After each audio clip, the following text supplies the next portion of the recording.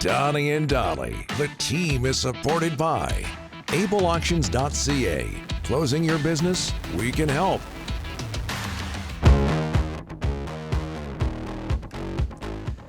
Tuesday, and as mentioned, all of our guests today, including Noodles, Jamie McLennan, standing by. Sponsored by Basant Motors. Check out their 34th anniversary sale happening all month long at Basant Motors. Check out the details online at Basant Motors, BASANTmotors.com, or visit their showroom at 16315 Fraser Highway in Surrey. Noodles joins us now to talk some hockey from TSN. Jamie McLennan, thanks for doing this, sir.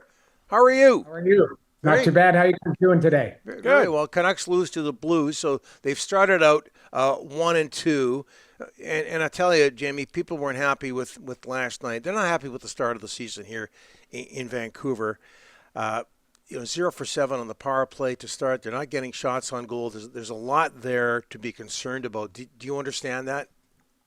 I do, because I watched the game yesterday, and one of the concerning things is, it's easy to just circle your top players and go, you need more from them, but that is the truth. When people are getting paid a lot of money and you're searching to find them in the lineup, that's tough. I was sitting with a couple former NHL players, and we were talking about players throughout the league, the guys who make the money. And they were saying, okay, well, Vancouver plays Edmonton the other night. Draisaitl and McDavid are everywhere. They make the most in the team. You can see them, right? They make every shift that you can notice them. Top players for Vancouver outside of Quinn Hughes. I notice Quinn Hughes every time. I think I think Quinn Hughes is a guy that, listen, he didn't have a great day yesterday. I call it great night, but I think it was an afternoon game, but they all kind of mixed together. But I didn't have a great day. It was -3, but he did have 5 shots on goal. I at least notice him. Yeah. Pettersson, not so much. And I don't know, I'm sure it's a hot button topic for you guys, but I expected Elias Pettersson to be, I just turn the clock back a couple years ago where he was a force every night. His shot was threatening. His vision was threatening. His smarts was threatening. That's the type of guy. When you get paid that type of money, you go, that's what I expect every night. It may not go in the net. You may not have a great night, but you at least notice them. I honestly, in watching Vancouver's games, I didn't notice him. I haven't noticed him being a difference maker in a positive way, and that's really concerning. And that kind of bleeds through the lineup the most noticeable guys are Sherwood and Connor Garland. Connor Garland, I notice every shift, I notice him. Rick Tocchet often complained publicly about Elias Pettersson, especially last year, not moving his feet. What are you seeing from that point of view this time around? Well, when guys it's all right for a forward to get lost. We call it lost in coverage, right? They get lost on the ice. They find a little hole. They jump in, and away you go. But that's not his game. And if that is his game, then he needs somebody to play with to get him the puck.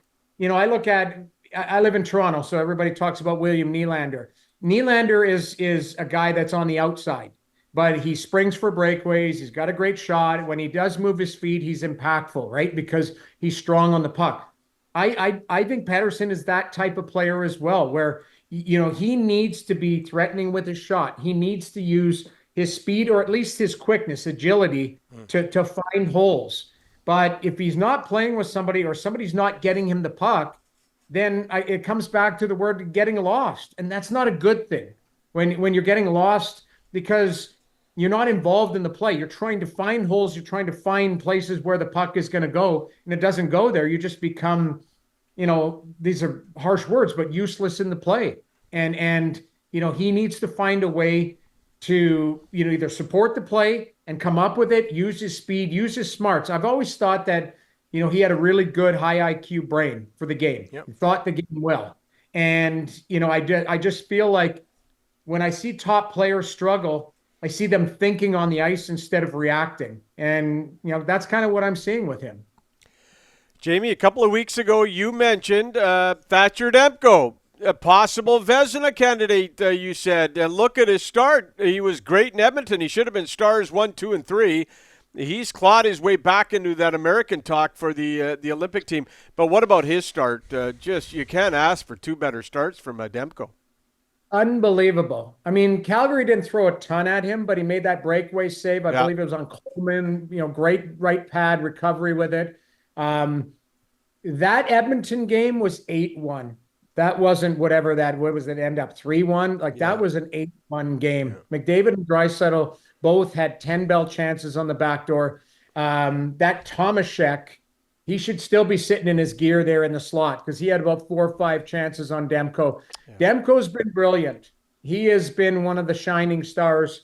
In watching these games, does it concern me? Because, I expected more of the Canucks. I really did. I expected them to have, be more like the team 2 years ago, a real threat in the Pacific. I don't think they've found their game yet, but, there's a lot of teams that can say that. They're not in the same, they're not by themselves. But I haven't loved their game. I haven't loved their team game. I haven't loved their top players outside. I love Quinn Hughes. I think even if Hughes has an off night, you can see he's still trying. But Demko's been brilliant. And if he continues that type of play, you can't play every night. I know Lankin had to play yesterday, but, if he gives you at least an opportunity to win every night. He damn near stole that game in Edmonton. Legitimately, I thought that was going to be a stolen game because they were just barely getting stuff by him. And it took traffic and a little bit of luck on Edmonton's side to finally break through on him. Boy, I never thought I'd say this, but I feel for Buffalo Sabres fans. No playoffs in 14 years. You've started out 0-3. Are they looking at, what's going on there? How do you fix that mess? The unfortunate part is, it starts at the top. You've got, 14 years without the playoffs.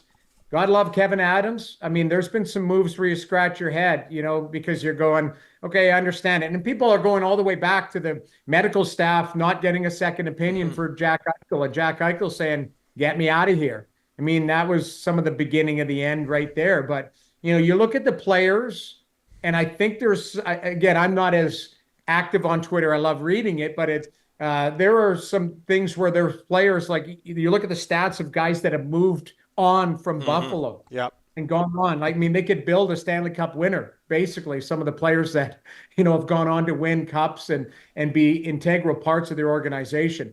I've said this all along. They have a bunch of good players. There's some really good players on that roster.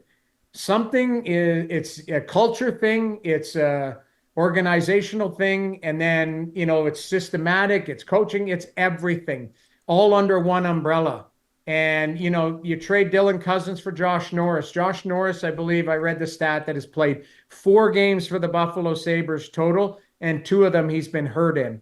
So I really feel for Josh. He's a wonderful human and a great player, but, you had to take a look at his medical history before trading for him. It's unfortunate. Everything that happens in Buffalo goes the wrong way. And they've got some great players that they got to make a decision, or Alex Tuck has to make a decision. He's a pending unrestricted free agent. Like I say, they got some good players there, but I would argue that it's Kevin Adams that's probably on thin ice.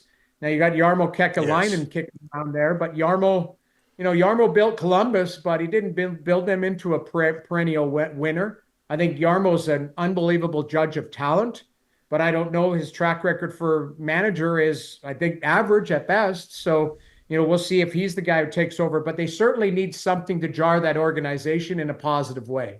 And Jamie, Lane Hudson extends in Montreal 8 years, AAV of 8.85.